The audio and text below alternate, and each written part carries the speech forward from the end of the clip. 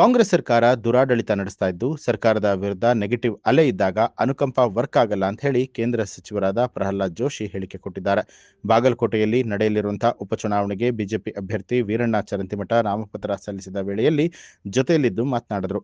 ರಾಜ್ಯದಲ್ಲಿ ಕಾಂಗ್ರೆಸ್ ಸರ್ಕಾರದಿಂದ ಎಲ್ಲ ದರ ಏರಿಕೆಯಾಗಿದೆ. ವಾಲ್ಮೀಕಿ ನಿಗಮದಲ್ಲಿ ಭ್ರಷ್ಟಾಚಾರ ನಡೆದಿದೆ.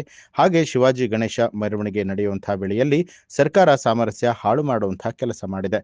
ನಮ್ಮ ಅಭ್ಯರ್ಥಿ ಪರ ಸಂಘಟಿತ ಚುನಾವಣೆಗೆ ಸಿದ್ಧರಾಗಿದ್ದು, ಬಾಗಲಕೋಟೆ ಇತಿಹಾಸದಲ್ಲಿ ಹುನಗುಂದ್ ಬೈ ಎಲೆಕ್ಷನ್ನಲ್ಲಿ ಬಿಜೆಪಿಗೆ ದೊಡ್ಡ ತಿರುವು ನೀಡಿದಂತೆ ನಾವು ಗೆಲುವನ್ನ ಪಡಿತೇವೆ. ಈ ಮೂಲಕ ಮೊಮ್ಮಗ ಮತ್ತು ಮಗನನ್ನ ಮನೆಗೆ ಕಳಿಸ್ತೇವೆ ಅಂತ ಹೇಳಿದರು. ನಾಮಿನೇಷನ್ ಅನ್ನ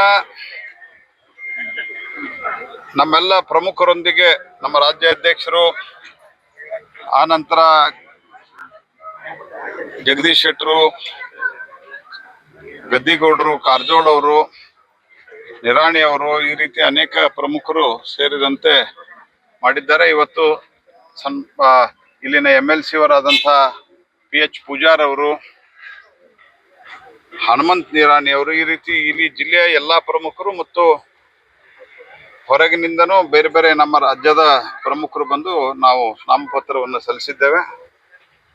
ಕಾಂಗ್ರೆಸ್ ಪಾರ್ಟಿಯ ದುರಾಡಳಿತ, ಸಿದ್ದರಾಮಯ್ಯನವರ ಸರ್ಕಾರದ ದುರಾಡಳಿತ ಮತ್ತು ಅವ್ರದ್ದೇನು ವಂಶವಾಹಿನಿಯನ್ನೇ ಬೆಳೆಸ್ತಾ ಇದ್ದಾರೆ.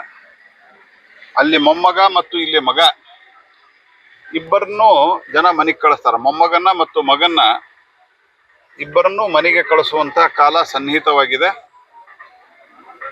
ಇವತ್ತು ಬೆಲೆ ಏರಿಕೆ, ಭ್ರಷ್ಟಾಚಾರ ಮತ್ತು ತುಷ್ಟೀಕರಣದ ರಾಜಕಾರಣ,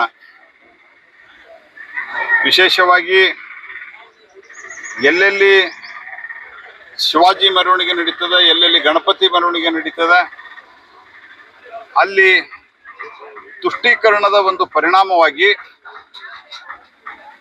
ಆ ತುಷ್ಟೀಕರಣದ ನೀತಿಯಿಂದಾಗಿ, ಕಾಂಗ್ರೆಸ್ ಪಾರ್ಟಿಯ ತುಷ್ಟೀಕರಣದ ನೀತಿಯಿಂದಾಗಿ ಮತಾಂಧ ಶಕ್ತಿಗಳು ತಲೆ ಎತ್ತಿ ಇದ್ದ ಸಾಮರಸ್ಯವನ್ನು ಹಾಳು ಮಾಡುವಂತಹ ಕೆಲಸವನ್ನು ಮಾಡ್ತಾ ಇದ್ದಾರೆ.